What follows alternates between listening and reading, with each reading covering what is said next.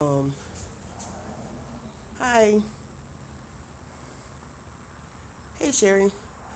I was kind of commenting back and forth with one of the people who commented,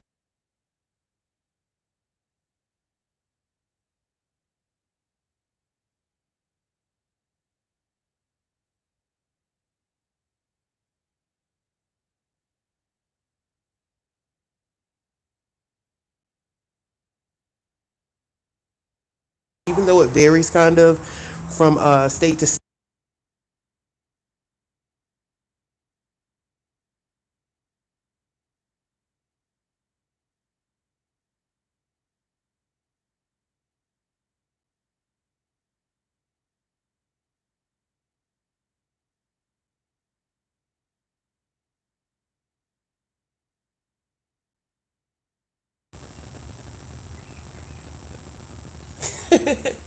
Can you guys hear me now? Mm. Okay, let me retry this.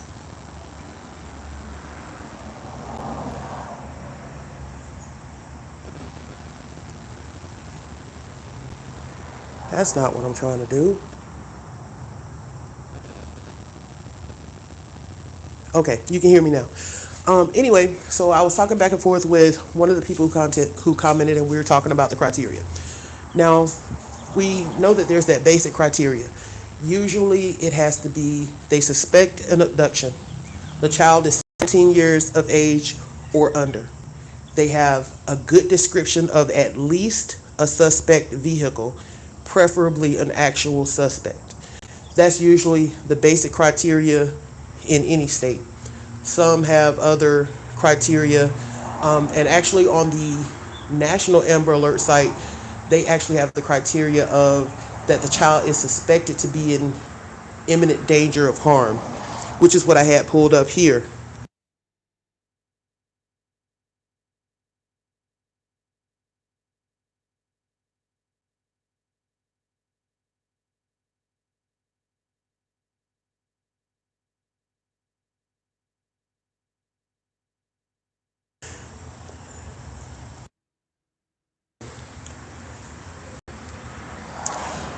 Oh, okay.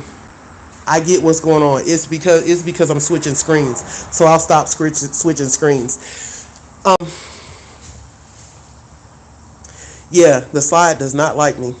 So anyway, we saw that like in Summer's case, they have not suspected that to be an abduction from day one. They didn't believe that was an abduction, so she got an Amber Alert almost immediately. They don't have a vehicle description. They don't have a suspect description. All they have is they have reason to believe that she's in imminent danger of harm and she's under 17. Okay, Michael Vaughn. He initially didn't meet the criteria. They didn't suspect an abduction. There was no vehicle involved. There was no suspect that could be described. Arguably, there came a point when they started describing vehicles when it could be said that he should have got an Amber Alert. At that point, you at least had a suspect description, well, a suspect vehicle description. Other cases that we see, like today, it was a parental abduction. They know the vehicle, they know the person that took them, instant Amber Alert. There was a case out of Milwaukee that I covered, Major Harris. He got an Amber. They didn't have a suspect description. They weren't percent sure what vehicle he was in, but his mother's vehicle was missing. And they had reason to believe, I guess, that that's the vehicle he was traveling in. Amber Alert.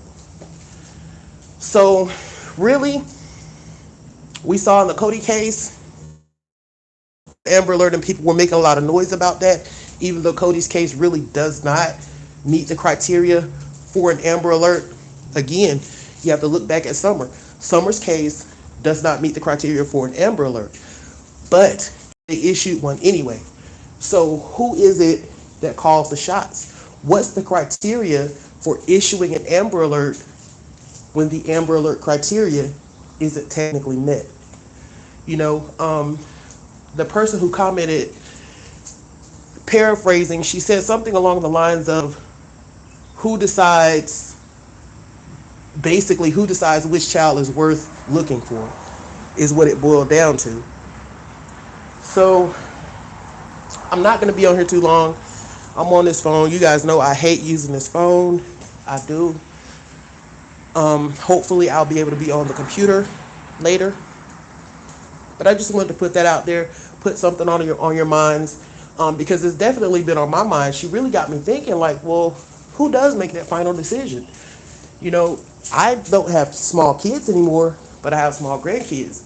God forbid one of them should go missing, and they don't technically meet the criteria. Is my grandkid important enough that somebody says, hey, put out an Amber Alert anyway? Because when you think about it, when a child goes missing, that imminent danger of harm, that's automatic. Especially if you don't know who has the child. Summer's case, she disappeared. Officially, nobody knows who has her, where she went. Did she wander off? Did somebody take her? Did somebody hurt her and get rid of her? She is obviously in danger. Cody is obviously in danger, unless the police have some evidence to say that the danger is past, unfortunately. Who makes that call? Who decides what's enough danger to really push a child's face out there?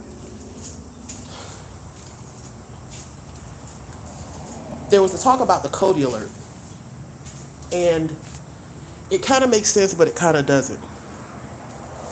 It goes back to the milk carton thing. The main reason they stopped putting missing kids on the milk cartons is because people stopped seeing the kids on the milk cartons. It became like when you go shopping, you don't individually read the labels and say, I'm going to get this Kraft macaroni and cheese, not this Velveeta. I'm going to get these Kellogg's brand cornflakes and not this brand. It's sight recognition. So people were picking up milk cartons because if they bought Borden milk, they know what the Borden milk label looks like. Grab your milk and keep it pushing. The video things at the gas pump. That's a good example. When they first came out, when they first started using that, I know we all watched those videos like, oh, this is neat. This is new. The gas pump is showing me stuff. Now it's just like, gas pump won't stop talking. You don't even look at it anymore. So if we start issuing alert after alert after alert after alert, there are so many children who go missing every single day that if people's phones and televisions and devices are constantly going off, missing child, missing child, missing child, people are going to start to tune it out. And so it won't have the effect that when it's an urgent situation, which they're all urgent in their own way, but when it's a dire emergency, we really need to get this child's face out there, get them known, have people looking for them right now. People aren't going to be paying attention. Yeah, exactly. Like Coco Melon. I have a love-hate relationship with Coco Melon. I don't know if Johnny Gosh there was a lot of them on the milk cartons. And it did serve a purpose. It was good for while it was good. Because there was even the story of the little girl who saw herself on a milk carton. And that led to her being found. She had been kidnapped. So it served a purpose while it served a purpose. And then it came a point where you had to move on to something else. So in order not to water down the Amber Alert, we have many other avenues. Even in this small community, as soon as we hear of a missing child, if Sleuth Mom tweets it, it's going to get retweeted. Frank retweets it. I retweet it. Sherry retweets it. And it just goes on and on and on. If someone posts a missing child on Facebook, on Instagram, so many other people are going to keep sharing it. And as long as we keep up that momentum, we don't really need all these other official alerts because we have so much access to instant information, instant communication, that there's no reason we can't get kids' faces out there ASAP. I mean, look how fast Gabby Petito was found. Her face was everywhere. All cases aren't going to catch fire the way hers did, but as long as we keep sharing and putting the information out there, the ball will roll enough to bring some attention. Most people never heard of Ariel Sellers until 2 or 3 small channels started talking about her. Hey, PJ. And then it picked up from there. Harmony Montgomery, Oakley Carlson. I remember when I first saw Oakley's story. I've never covered her, but I remember when I first saw her story. And it took a few days for it to catch. But it was the small channels on YouTube that originally started talking about her. And then it just snowballed. So, more alerts? Nah. More teamwork? Yes. More teamwork is what we need. More sharing. We sit around and post all kinds of crazy, ridiculous memes and funny stuff and Bible verses and vacation pictures on every platform out there. We can just as easily share missing flyers. I mean, there's no guarantee that people on your friends list will reshare just because you posted it, but chances are at least one of them will.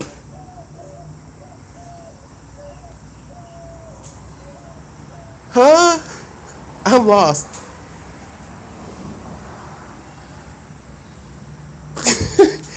I'll have to go back and read the live. I'm lost. I missed something. I was just kind of in my own little world, on my little soapbox. Anyway, I'm standing out on the porch because my little shadow, y'all know my sidekick, Miss Bubby, was demanding my full attention. So I'm going to go back in here and give her my attention now. And hopefully I'll give her enough attention that she'll let me hang out in Sleuth Mom's live later. Thanks, guys, for joining. I'll see y'all later. I will be in the chat.